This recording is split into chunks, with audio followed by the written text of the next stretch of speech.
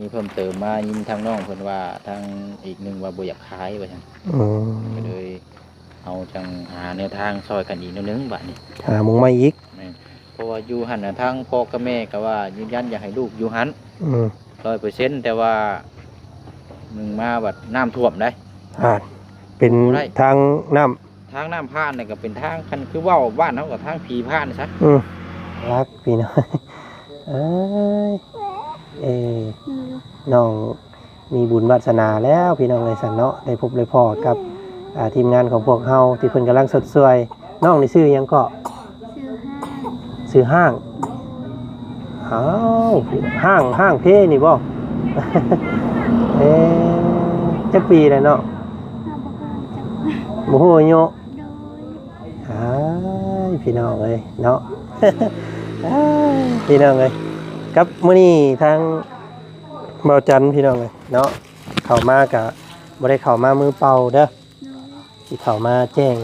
ข่าวดีเจ้าเนาะประมาณอันเมียเจ้านี่นะจักปีเด้อประมาณได้เลย17เนาะเจ้าเด้ค่อย18เจ้า18โอ้ก็สิประมาณเดียวกับน้องสอนเพิ่นนี่เนาะอายุได้เรียกันกับน้องสอนบ้านเดียวกันนี้ซะพี่น้องเอ้ยละเบาชื่อเบาจันเด้อเนาะเจ้าชื่อได้ใดก็ชื่อเจียงเจียงแล้วล่ะนี่บ่ได้มีหยังบ่เจืองโอ้ชื่อเจืองเอ้าเขาบ่เสียงเพิ่นคือว่าบ่เจียงซั่นเนาะความจริงแล้วชื่อเจืองบ่สระเอืองจอเจืองนี่บ่โอ้เพิ่นให้เพิ่นโอ้ยอุ้ยทางน้ำบ่นี่โอ้มีหดน้ำพี่น้องเลยโอ้โยอันนี้นั่นกำลังสิปลุกอันมุงเจ้าอยู่บ่กำลังสิเฮ็ดกระตูบหน่อยให้เล่าพี่น้องเลยกับขี่มาแจ้งมื้อนี้พี่น้องผู้ดีทางบ่อจันมีเมย์ก็พอใจดีเด้อเนาะเมษาสื่อเพิ่นเนาะแล้วก็พอดำดวนเนาะเพิ่นฝากให้ทางบ่อจันมาสมทบเนาะงบมีอยู่6 ล้านเด้อครับกบใจลายเด้อแม่สากับพอดำดวนให้อยู่ดีมีแห้งความเจ็บบ่ให้ได้ความไข้บ่ให้มีให้อายุมันควันยืนนอนรับขอให้ได้เงินหมื่นตื่นมาขอให้ได้เงินแสนสาธุ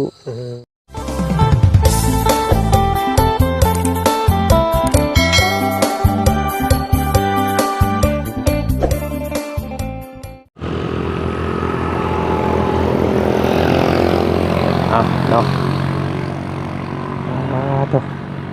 มืดมัวมืดหูมืดตาบาดนี่พี่น้องเลยพี่ทางนี้กับตัวกำละมองยังมาท่านอาบน้ำบ่นี่โดยสบายดีโอ้ยสบายดีพี่น้องเลยห่วยตาคือฮิปคือฮีแทบบาดนี่ยิงไฟใส่ตาแล้วเอาเนาะคำมืดตื่นตาทางบ่จันก็ยังมาท่านได้เข่ามงพักมงเศร้ามื้อนี้เข้ามาฮอดบ้านซะแล้วพี่น้องเลยเนาะมาเยี่ยมมายามบ่าวผู้บ่าวเพิ่นก่อนพี่น้องเลยมื้อนี้กินข้าวแรงนะกินแล้วกับยังมื้อนี้บ่ได้กินกับยังพี่น้องเลยเนาะพอดีอ้ายมีแนวมาฝากมื้อนี้พอดีเป็นผู้แหละเนาะขึ้นไปแก้วเด้อบ่คำกระสอบนึงบากใหญ่เนาะขอบใจละลายข้าวกินโตเบิดแล้วบ่เพิ่นมามอบให้ตอนนั้น2 สอบยังอยู่เนาะแต่ว่าบ่เป็นยังอันนี้น้ำใจจากครอบครัวอ้ายเด้อโดยเอาเด้อขอให้อยู่ดีมีแห้งหมดครอบครัวเด้อเด้อโดยมีหยังมาฝากมาต้อนแต่เก่าก็มีแต่โตฝากให้เนาะของอยู่ของกินก็กล้วยเกี้ยวโอ้พี่น้องเต็มหลังรถเอาจักสิพากยังมีกล้วยอันละกินคู่มือตัวพ่อไปใช้คือสมอยแท้เราไปใช้เอาไปขึ้นไปแบกเอาปกลับไปและสอบใหญ่ๆแล้วเนาะเป็นข้าวเปลือกได้ทำเด้อโตไปหาตำเอาเองเนาะ คำว่าตำเอาไว้ก็หาลูกหาเมียมาตำซอยเด้อ คอยมีเมียเด้ เอาหาเอาแล้วเปล่าเนาะงอนี่ ถ้าเขาบ่มักคอย เป็นหยังเขาคือบ่มัก คอยขี้ร้าย โอ้ตัวก็หาเอาคนขี้ไล่คือตัวตี้เปล่า แต่เขาบ่มักเด้ขี้ร้ายเขา ไปสิหาเอางามนี่ขี้ไล่ไปจะได้งามมันก็บ่ได้แล้วเนาะ ไปน้องครับไปเอาเข้าไปไว้ในเฮือนเจ้าก็ได้ดีกว่าเทิงเฮือนบ่เอาไว้เทิงก็ได้ไปนี่เอาพี่น้องเลยเนาะมาเยี่ยมมายามน้องทรายเพิ่นก่อนค่ำๆเดี๋ยวสิให้น้องพาไปเฮือนน้องห้างเพิ่นนี่เด้อโอ้เข้า2กระสอบยังบ่เบิดอันนี้พี่น้องเอ้ย ไปกินข้าวไปตามแล้ว มัดข้าวไปตามกินอันนี้ อันนี้พ่ออันมุงตู้พ่อนอนเนาะ โดย เจ้านอนอยู่รุมเนาะพี่น้องยังบ่ทันอาบน้ำบ่นี่ ย่างเมื่อแต่ขึ้นกล้วย เนาะป้าสันใช้อยู่เฮือนเพิ่นอันเฮือนน้องห้างเพิ่นเว้านะ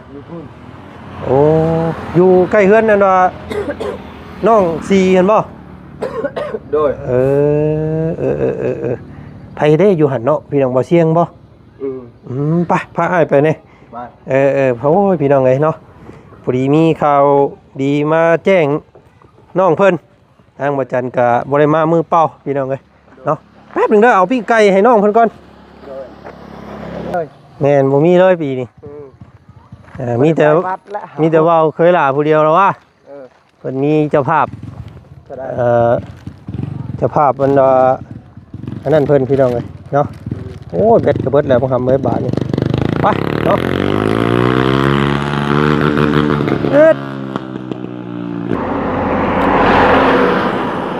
พี่น้องเนาะทักทายสบายดีบรรยากาศตอนแรงๆมื้อนี้พี่น้องให้ทางน้องสอนเพิ่นพามาหาครอบครัวของน้องห้างว่าซั่นเนาะบรรยากาศตอนค่ำมืดมื้อนี้โอ้ไต่โคมยิงใส่ตามาเลยมื้อนี้พี่น้องเอ้ยเนาะบ่เสียงเพิ่น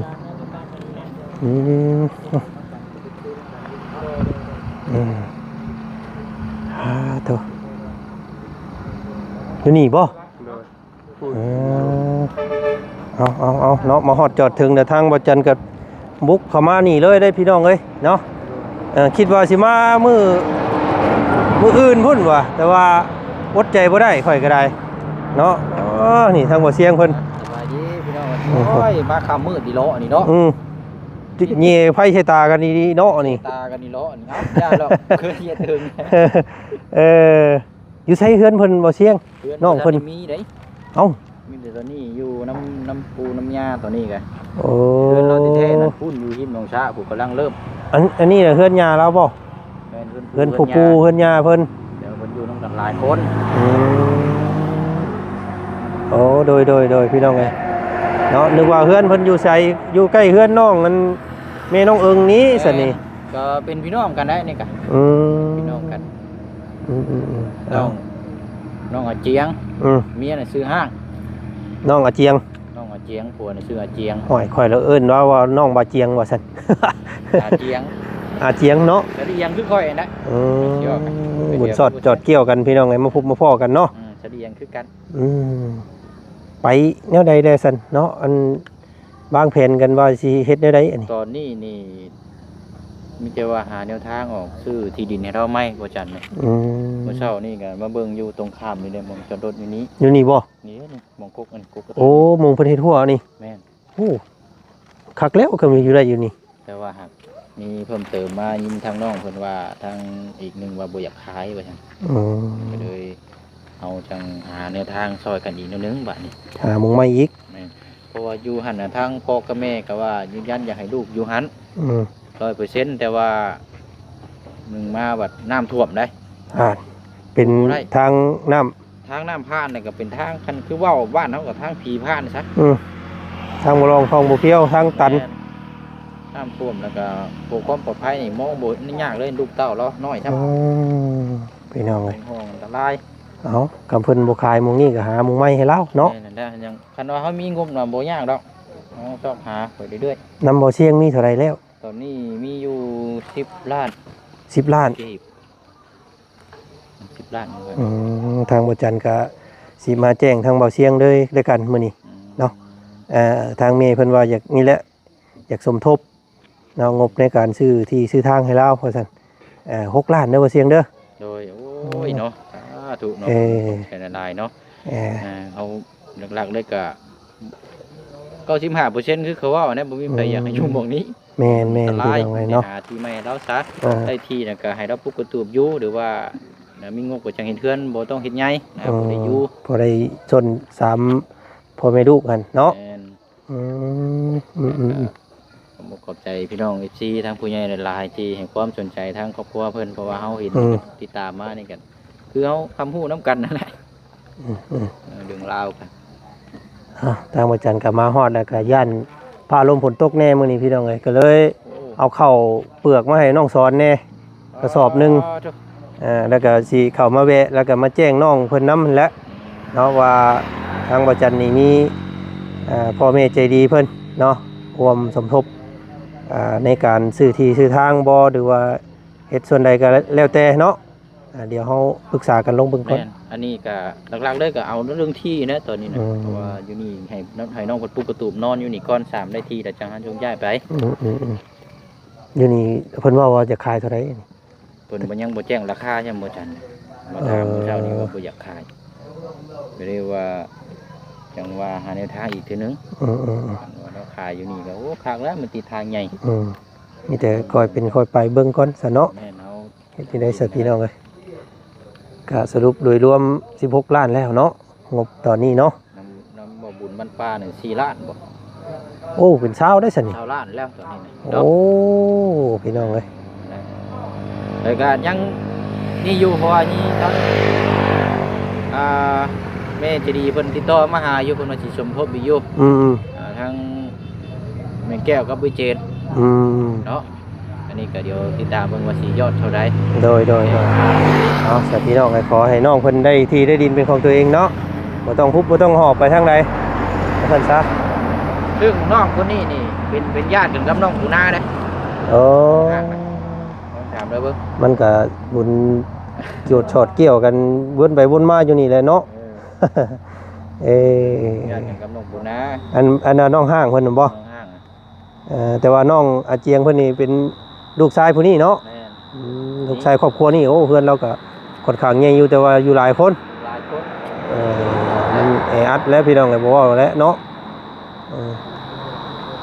เช้ากินค่ำมันบ่ลุกกุ๊กกัวกันอยู่มันห่วยเข้าคันแรงเกณฑ์ขับหม้อคือกันแล้วพี่น้องเอ้ย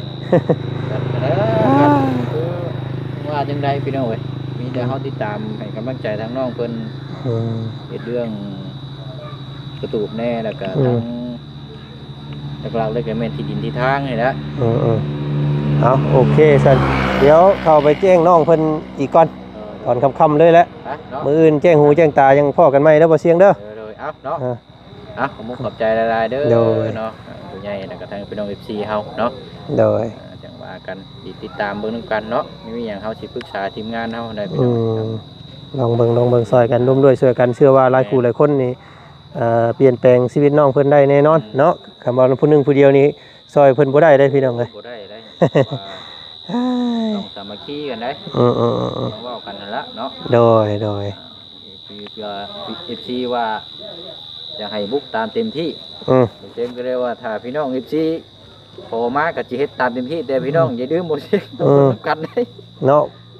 เฮาไปบ่ฮอดบ่ตลอดบ่ฮอดพังก็ดึงนำกันได้เนาะ แม่นเพราะว่าคือเพิ่นว่าเอาบ่เสียงตามให้สุดเลยข่อยก็บุกไปมื้อนั้นก็น้องสองก็ตกห้วยบ่สุดแล้วสุดจำนั้นข่อยก็ถอยก่อนบาดนี่จังน้องเพิ่นกลับมาเลยจังเฮาจังติดตามตัวนี้จึงว่าฝากมาพี่น้องว่าถ้าว่าพี่น้องฝากให้เฮาลุยบ่เช่นก็พร้อมลุยเต็มที่แต่ว่าต้องเบิ่งแย่งนํกันว่านะ แม่น เพราะว่าเฮาขอกำลังใจได้พี่น้องกำลังใจล้วนๆนั่นแหละนี่นะ แม่นตอนนี้เราอยู่กระตูบบ่เพิ่นดูว่าอันเพิ่นอยู่น้ำพ่อน้ำแม่อยู่บ่ ตัวนี้ยังขอพึ่งพาน้ำพ่อแม่ก่อนมื้ออื่นก็เจ้าว่าสิแล้วจักกระตุกแล้วกันแล้วก็แม่นยกย้ายไปพุ่นแล้วโอเคเดี๋ยวไปเบิ่ง น้ำกันก่อนน้ำซองของบ่จันก็ยังบ่เคยเห็นน้องเพิ่นจักเทื่อ เนาะ ไปบุกริมกระตูบน้อยริมสระน้ำ โดยเอาโอเคบ่เสียงขอบใจหลายๆเนาะเอา ดีเด้อ ที่ไปที่มาก็พอคร่าวๆก่อนพี่น้องเดี๋ยวไปถามไปไทยชื่อเสียงเรียงนามที่ไปที่มาน้องเพิ่นเพิ่มเติมอีกเนาะไปเบิ่งน้ำกันพี่น้องสบายดีเนาะโอ้เหลื่อมตาบ่เหลื่อมตาหน่อยหนึงเด้อ โอ้ยพี่น้องไอ้เนาะทางบ่จันก็ยังบ่เคยเห็นน้องเพิ่นจักเทื่อมื้อนี้มื้อแรกเนาะอืมโอ้ยบ่สบายบ่ โดยจะเป็น ทั้งแม่ทั้งลูกเลย โดยเป็นไข่ พี่น้องเลยเนาะ ผู้เป็นพ่อเพิ่นพาเขาบ่บุญเพิ่นเลาะเบิ่งหมู่ผักหมู่เซาเพิ่นอยู่อันนี้เพิ่นต้มน้ำยังน้องอันนี้ ต้มน้ ต้มน้ำกินนี่ ำโดย จักเดือนเนี่ยลูกเจ้า 6 เดือน 6 เดือนแล้ว โดย ผู้ชายบ่ ผู้ชาย ชื่อจังไดนี่ คือพาลักพาลัก พาลักษณ์ โดย ชื่อพาลักษณ์พี่น้อง เอ้ยคือ น้องมีบุญวาสนาแล้วพี่น้องเลยสันเนาะได้พบได้พอกับทีมงานของพวกเฮาที่เพิ่นกำลังสดสวยน้องนี่ชื่อหยังก็ ซื้อห้าง ชื่อห้างอ้าวห้างเพนี่บ่ จักปีแล้วเนาะ ข้าบอกว่าจะบ่ฮู้อายุ โดย พี่น้องเอ้ยเนาะเห็นในแต่ในซ่องบ่าวเสียงเพิ่นก็ได้ลูกผู้เดียวนี่บ่ตอนนี้ยังซนยังเศร้าอยู่น้ำปู่แม่ย่าเพิ่นอยู่เนาะกินข้าวแล้วมื้อนี้ กินแล้วกินกับหยัง กินกับแจวแจวเผ็ด โอ้ยพี่น้องเอ้ยอันเจ้ากินไก่ได้บ่ ไก่ ได้บ่มี นี่เอาว่าจันเอามาให้เอา สบาย เออ ใจ เอานี่ปิ้งไก่เซโนเด้อว่าจันเอามาฝากเด้อข่อยซื้อบ่จันฮู้จักข่อยบ่ บ่ฮู้เนาะบ่เป็นหยังต่อไปนี้ก็สิได้เห็นข่อยเรื่อยๆเด้อบัดนี้เนาะ พี่น้องเอ้ยครับมื้อนี้ทางเบาจันพี่น้องเอ้ยเนาะเข้ามาก็บ่ได้เข้ามามือเปล่าเด้อสิเข้ามาแจ้งข่าวดีเจ้าเนาะพอดีทางเบาจันมีแม่ก็พอใจดีเพิ่นฝากร่วมสมทบในการเบิ่งที่เบิ่งทางให้เจ้านี่แหละทางบ่จันมีอยู่6 ล้านเด้อ6 ล้านกีบเนาะแต่ว่าคำเลยพี่น้องบ่ได้เอาเงินเอาคำให้น้องเพิ่นจับเดี๋ยวมือแจ้งหูแจ้งตาก่อนเนาะมื้อนี้มาแจ้งยอดไว้ก่อนซื่อๆเด้อมีแต่อยากให้เจ้าขอบมุกขอบใจทางเจ้าของเงินเพิ่นเนาะซื้อเพิ่นซื้อแม่เมษากับพ่อดำดวนเด้อซื้อเพิ่นเด้อขอบใจเพิ่นแน่น้องล่ะ ขอบใจเด้อแม่นางว่า แม่เมษา แม่มิซา พ่อลำดวน พ่อดำดวน โดยเอาขอบใจเพิ่นหลายๆเนาะเป็นได้แพงแค่ลูกก็ได้พี่น้องเนาะหาก็ได้อัน6 เดือนบ่ โดย โอ้ยังบ่ฮอดขวบซ้ำเนาะ เอาเดี๋ยวว่าจันไปเบิ่งเงินทั้งพ่อเจ้ากันเด้อ โดย พาลูกขึ้นไปเรียนพักผ่อนนอนซะเนาะ สวัสดี เอาพี่น้องไงเนาะหายทุกข์หายโศกเนาะโอ้ยหายไปไว้เด้ออีหล่ะเด้อลูกก็บ่สบายพี่น้องเอ้ยมาแจ้งงบสมทบเพิ่นมื้อนี้เนาะก็บ่ได้เอาเงินเอาคำให้เพิ่นนั่นว่าจับซ้ำพี่น้องเอ้ยมันค่ำเนาะมีแต่ให้เพิ่นอันพักผ่อนก่อนเดี๋ยวทางบ่จันทร์สิพาไปเบิ่งอยู่ที่อยู่ทางเพิ่นอีกเนาะพี่น้องเนาะปึ๊บห่วยมันอยู่มุงมืดมุงนั่นแทบบาดนี่พี่น้องเอ้ยต้องใส่ไฟโซล่าร์เซลล์แย่ตาน้องเพิ่นเบิ่งก่อนตัวอันนี้บ่อันสบายดีน้องล่ะ โดยสบายดี สบายดีอุ้ยคือเคยเห็นน้องเพิ่นอยู่นะพี่น้องเอ้ยเนาะผ่านเห็นน้องเพิ่นเอาขึ้นกุ้งขึ้นกล้วยน้ำน้องสอนน้องหยังเลยอยู่ตำบึงแม่นบ่ แม่ เนาะเอาพี่น้องเอ้ยทางบ่าวจันทร์ค่ะมาฮอดจอดถึงบรรยากาศค่ำมืดในมื้อนี้อาบน้ำอาบท่าแล้วบ่น้อง โดยแล้ว อาบเรียบร้อยแล้ว โดย กินข้าวแล้วบ่มื้อนี้ ยัง ยังอยู่ โดย โอ้ โอ้ยพอดีเลยพี่น้องไงทางบ่จันเอาปิ้งไก่เด้อ โดย เนาะมาสู่ลูกสู่เมียเจ้ากิน โดย เนาะเมื่อกี้นี่เมียเจ้าว่าเพิ่นบ่ฮู้อายุบ่หำ โดย อันเพิ่นเท่าไหร่ก็อายุเพิ่นประมาณว่าประมาณอันเมียเจ้านี่นะจักปี ประ เด้ มาณได้เลย17 17เนาะ โดย เจ้าเด้ ข่อย18เจ้า18โอ้ก็สิประมาณเดียวกับน้องสอนเพิ่นนี่เนาะ โดย อายุได้เรียกันกับน้องสอนบ้านเดียวกันนี้ซะพี่น้องเอ้ยละบ่าวชื่อบ่าวจันเด้อเนาะ โดย เจ้าชื่อได้ใดก็ ชื่อเจือง เจียง โดย เจียงแล้วล่ะนี่บ่ได้มีหยังบ่ เจือง เจือง โดย โอ้ชื่อเจือง โดย เอ้าเขาบ่เสียงเพิ่นคือว่าบ่เจียงซั่นเนาะ โดย ความจริงแล้วชื่อเจืองบ่ โดย สระเอืองจอเจืองนี่บ่ โดย โอ้เจืองพี่น้องเอ้ยบ่แม่นเจียงเด้อเนาะชื่อน้องอาเจืองเนาะอาเจืองแบบมันอยากคล้ายๆอยากออกอาเจียงนั่นแหละ เนาะเอ้ากะใส่มุงอันกำลังสิปลุกกระตุกกระตุบเจ้าอยู่นะอันพุ่นบ่ โดย ไปพาไปเบิ่งอยู่หันพี่น้องเอ้ยคือมันอยู่ลึกลับแท้นี่มันโอ้ยโถระวังงูระวังเงี้ยวได้นี่โอ้เพิ่นให้เพิ่นโอ้ยอุ้ย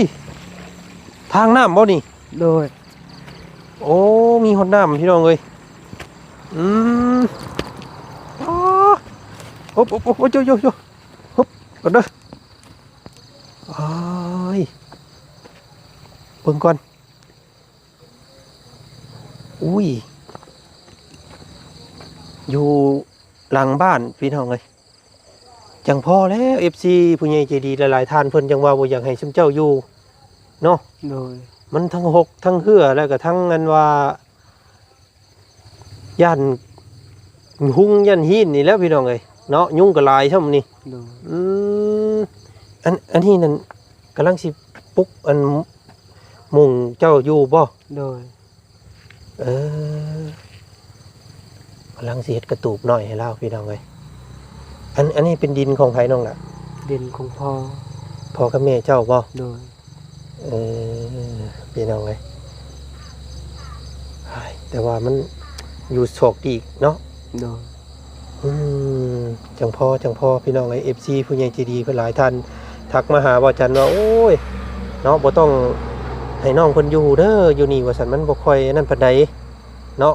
ครับมันก็คับแคบแล้วก็อยู่กับอยู่ข้างหลังเพิ่นว่าซั่นซะเนาะ โดย คำสมมุติน้อง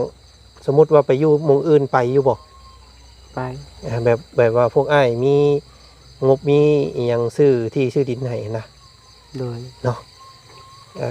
พี่น้องเอ้ย มื้อนี้กับบ่ได้ให้น้องเพิ่นจับเงินจับคำเด้อพี่น้องเด้อเพราะว่ามันคำเนาะมาคำมื้อนี้พี่น้องแล้วทางบ่จันสิถือโอกาสนี้มาแจ้งข่าวเจ้าก็แล้วกันเด้อ โดย เมื่อกี้นี่แจ้งเมียเจ้าไปแล้ว โดย เนาะเมียซื้อนางห้างบ่ โดย ประมาณ17 ปีเมียเนาะ โดย ลูกชายซื้อได้ใดก็ ซื้อพลัก พลัก โดย โอ้พี่น้องเอ้ยเนาะเจ้านี่ซื้อเจือง โดย เนาะเท่าอาเจืองว่าซั่นซะเนาะกับที่มาแจ้งมื้อนี้พี่น้องผู้ดีทางบ่อจันทร์ โดย มีแม่กับพ่อใจดีเด้อ โดย เนาะแม่เมษา โดย ซื้อเพิ่นเนาะแล้วก็พ่อดำดวน โดย เนาะเพิ่นฝากให้ทางบ่อจันทร์นะมาสมทบเนาะงบมีอยู่6 ล้านเด้อ โดย ทำเนาะ โดย ก็เงิน6 ล้านนี่ก็สิได้เก็บไว้นำบ่อจันทร์ก่อน โดย เด้อเนาะเพราะว่าผู้และสิหาที่หาทางให้เจ้าผู้และจังสิเอาออกมาสมทบกับหมู่ โดย เห็นทางบ่อเสียงเพิ่นมี10 ล้าน แล้วก็ทางเบาบุญบ้านปลามี4 ล้าน โดย แล้วก็บ่อจันทร์6 ล้านเนาะ โดย ก็รวมๆกันโอ้ได้20 ล้านได้พี่น้องเอ้ยเนาะ โดย มีแต่กำลังค้นคว้ากันอยู่ว่าสิเอามุงใดเจใดให้เจ้าเนาะดินดอนนะเพิ่นสิมีคนขายให้อยู่บ่พี่น้องเอ้ย อันนี้น่ะเป็นดินของแม่เจ้าเองเนาะ โดย พ่อแม่เจ้า แต่ว่ามันแบบพี่น้องเอ้ยแม่นอยู่ว่าอยู่นี่ก็พ่อแม่ให้อยู่แต่ว่ามันก็อัตคัดพดพี่น้องเอ้ยเนาะ โดย ก็เอารุ่นกันเนาะน้องเนาะ โดย รุ่นกันว่าสิได้อยู่บ่ที่ดินหรือว่าเนี่ยใดพี่น้องเอ้ยก็มาแจ้งก่อนมื้อนี้เด้อ โดย ดีใจอยู่บ่พวกละ ดีใจ เนาะเอาคำว่าดีใจก็มีแต่อยากฝากให้น้องอาเจียงเพิ่นพี่น้องเอ้ยขอมุกขอบใจเด้อพวกละเด้อ โดย เนาะพ่อกับแม่เพิ่นแม่เมษา แม่ กับ สากับ พ่อดำดวน โดยกบใจหลายเด้อแม่สากับพ่อดำดวนให้อยู่ดีมีแห้งความเจ็บบ่ให้ได้ความไข้บ่ให้มีให้อายุมันควรยืนนอนรับขอให้ได้เงินหมื่นตื่นมาขอให้ได้เงินแสนสาธุ เลยเนาะพี่น้องเลยกะเส้นทางชีวิตน้องๆเนาะ โดย กะเอากันจักปีแล้วก็กับเมีย ซอง ก็ได้2 ปี โดย ลูกได้ผู้เดียวนี่บ่ โดย แต่งหยังกันเรียบร้อยบ่ แตกแล้ว ใบคอแต่งเรียบร้อยเนาะ โดย บ้านได้เมียเจ้า บ้านปลาไหล คือว่าไปเอากันอยู่ไกลแทบบ่ละเนาะ โดย บ่เชียงนำขึ้นไปหาเมียเจ้ามื้อนั้นไปบ่ฮอด โดยทางยาก เนาะ โดย ไปพบไปพ้อกันได้ใดๆก็ ไปลินตอนแบบทางมันสบายทางเขาเฮ็ด ไปช่วงย่ำแรงนะเนาะ โดย ไปจีบกัน นี่แหละสายนิ่งสายแน่นเนาะครับเนาะ โดย บ่ว่าสิทางสิคดสิโค้งสิยุ่งสิยากซำใดถ้าเป็นคู่เป็นครองกันแล้วก็ไปพ้อกันคือเก่าเนาะ โดย ให้ฮักให้แพงลูกเมียให้หลายเด้อลูกเด้อ โดย เนาะฮักลูกฮักเมียอย่าไปตบไปตีเพิ่นได้พี่น้องเลยเนาะ โดย ฮักแพงกันมีหยังก็ซอยเดือกันเนาะ โดย เอาป้าลุงเพิ่นกำลังสิหาทางซอยชุมเจ้าอยู่ โดย ก็ขอให้โชคมานเด้อชุมเจ้าก็ได้เนาะยินดีที่ได้รู้จักกันเด้อ โดย เนาะเอามื้อนี้มาแจ้งสำนี้ก่อนมื้อหน้าสิพูดแหละให้จับเงินจับคำพี่น้องกันมื้อนี้ โดย บ่คำเลยเนาะมืดหูมืดตาแล้วก็มีแต่ให้น้องเพิ่นพักผ่อน โดย เดี๋ยวมื้ออื่นสิเข้ามาหาใหม่อีกเด้อ โดย โอเคมื้อนี้ไปแล้วไปเนาะ ใจลายเลย เดี๋ยวพี่น้องเอาขอบใจเจ้าเป็นลูกคนที่เท่าไหร่ก่อน ที่สี่ ลูกคนที่สี่ โดย แม่พ่อเจ้ามีลูกจักคน หก 6 คน โดย โอ้แสดงว่ายังมีน้อยกว่าเจ้าอีกบ่ โดยมี ไปสบัดนี้ไปทางไหนเฮาลงทางกลับเลยแล้วบาดนี้โอ้ยพี่น้องเอ้ยสมมุติว่าสิเฮ็ดบ้านเฮ็ดเรือนให้เพิ่นอยู่นี่มันก็ต้องพาลูกพาเมียบืนไปซี่เนาะมันโอ้บุยข่อยอยากเหมาะปานใดเด้อข่อยว่าพี่น้องเอ้ยอุ๊บอุ๊บโอ้อุ๊บโอ้ย ไปซั่นพี่น้องเอ้ยเนาะก็มาแจ้งน้องเพิ่นกับครอบครัวสำนี้ก่อนมื้อนี้เนาะด้วยความมืดมัวก็ดีอกดีใจน้ำน้องเพิ่นพี่น้องเอ้ยเนาะก็ขอมุกขอบใจทางพ่อกับแม่พ่อลำดวนกับแม่เมษาเนาะเอาดุนกันว่าครอบครัวนี่สิไปฮอดไสเนาะติดตามมึงกับพวกเฮาตื่มมื้อนี้สบายดีสวัสดีเด้อเนาะบัดสุขุสุคนพี่น้องเอ้ยไปค่ำแล้วพี่น้องเอ้ยมืดหูมืดตาแล้วขอตัวลาก่อนคลิปนี้พบกันคลิปหน้าสบายดีโอ้ยพี่น้องเอ้ยพอถ้าเกือบกิ่งลงคลองกี่นี่เกือบไงหลังลงคลอง มื้อนั้น เนาะ กิ่งลงมื้อนั้นแล้วนะ ป้าโธ่อันตรายเด้อนี่เนาะอย่างนั้นลูกน้อยใช่ไหมเนาะเอาหาทางซอยน้องเพิ่นสบายดีบ่เสียงเด้อเนาะไปพี่น้องเอ้ย กินข้าวกินน้ำ เด้อ